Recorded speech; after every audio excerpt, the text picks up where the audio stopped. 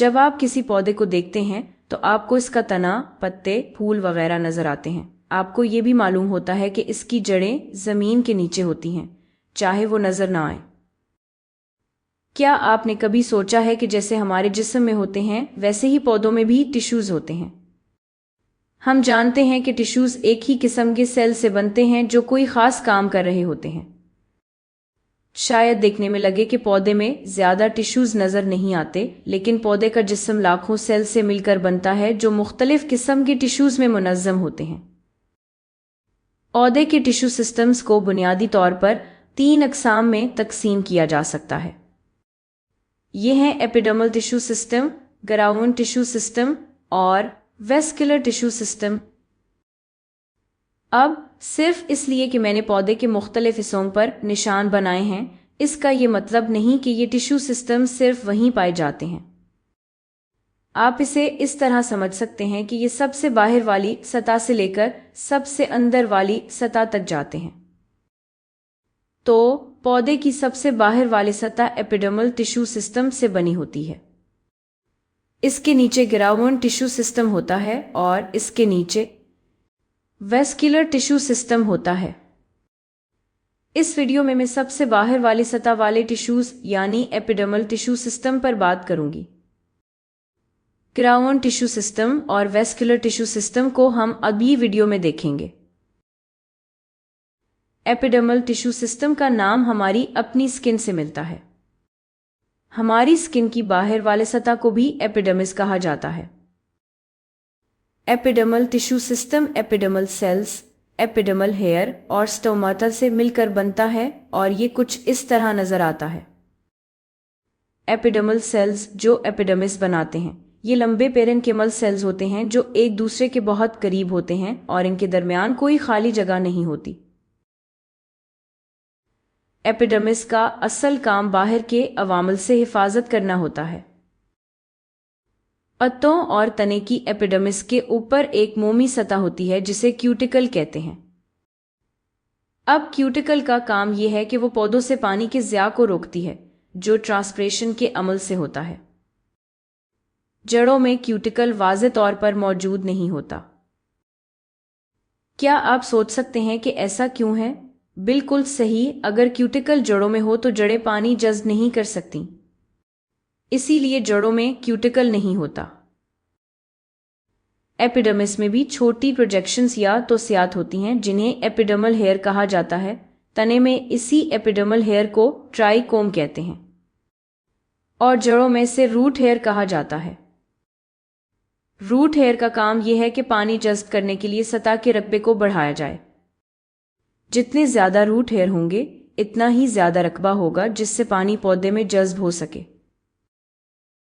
तने में ट्राइकोम का काम यह है कि वो पौधे को नुकसान से बचाए, जैसे कि अगर कोई सब्जी खोर जानवर पौधे को खा लें। अब स्टोमाटा वो साख्ते हैं जिनके जरिए गैसेस का तबादला होता है। जैसा कि हमें पता है, इसमें कार्बन डाइऑक्साइड पौधे में दाखिल होती है और ऑक्सीजन पौधे से बाहर निकलती है और ये फोटोसिंथेसिस के लिए ज़रूरी भी है। तो आइए देखते हैं कि स्टोमाटा कैसा नज़र आता है। स्टोमाटा की 2 किस्में होती हैं, एक जो माइक्रोस्कोप के नीचे कुछ इस तरह नज़र आती है और दूसरी जो माइक्रोस्कोप के नीचे कुछ इस तरह नज़र आती है। और ये स्टोमाटा के मुख्तलिफ हिस्से हैं। असल ओपनिंग जिसके ज़रिए गैस का तबादला होता है, इसे स्टोमल पोर या स्टोमा कहते हैं। अब स्टोमल पोर के दोनों तरफ 2 गार्ड सेल्स होते हैं। गार्ड सेल्स का काम स्टोमल पोर को खोलना और बंद करना या रेगुलेट करना है, लेकिन उन्हें रेगुलेट करना क्यों ज़रूरी है? स्टोमल पोर हमेशा खुला क्यों नहीं रह सकता? दरअसल गैस का तबादला ही वाहिद अमल नहीं है जो स्टोमल पोर के ज़रिए होता है। पानी का ज़िया भी ट्रांसपिरेशन के अमल के ज़रिए स्टोमल पोर से होता है। ज़्यादा पानी के ज़िया को रोकने के लिए गार्ड सेल्स स्टोमाटा के खोलने और बंद होने को रेगुलेट करते हैं। गार्ड सेल्स के इर्द गिर्द सब सिजी सेल्स होते हैं। ये गॉड सेल्स की हिफाजत करते हैं और साथ ही आयंस और पानी के जखीरे का काम भी करते हैं। अब गॉड सेल्स की साख्त की बुनियाद पर स्टोमाटा की दो किस्में हो सकती हैं। एक बीन शेप्ड स्टोमाटा है जिसके गॉड सेल्स भी बीन शेप्ड होते हैं और ये डाइकोट में मिलता है, और दूसरी किस्म डंबल शेप्ड गॉड सेल है। गॉड सेल्स की शक्ल बिल्कुल वैसी होती है जैसे जिम में इस्तेमाल होने वाला डंबल, और ये डंबल शेप्ड गॉड सेल्स हमें मोनोकॉट में नजर आते हैं। गॉड सेल्स की सेल वॉल की मोटाई एक जैसी नहीं होती। गॉड सेल्स की अंदरूनी सेल वॉल जो स्टोमल पॉर के करीब होती है वो गॉड सेल्स की आउटर सेल वॉल के मुकाबले में ज्यादा मोटी होती है जो स्टोमल पॉर से दूर होती है। ये इनके लिए स्टोमल पॉर को खोलने और बंद करने के लिए जरूरी है। आइए देखते हैं कि ये स्टोमल पॉर को खोलने और बंद करने में कैसे काम करती हैं। तो जब स्टोमर बंद होता है यानी स्टोमाटा पॉर बंद होता है तो इस वक्त इसकी शक्ल कुछ यूं होती है।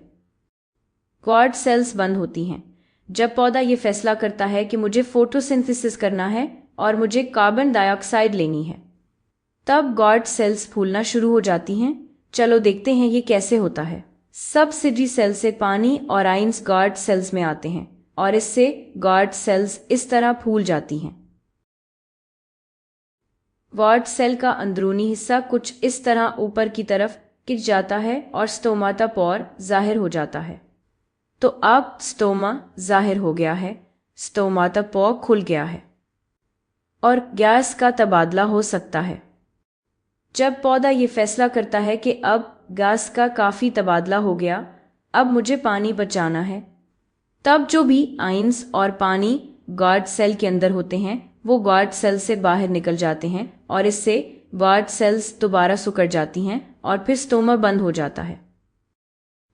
तो इस अमल के जरिए गॉड सेल्स का फूलना और सिकुड़ना, स्टोमा का खुलना और बंद होना पौधे की ज़रूरत के मुताबिक होता है।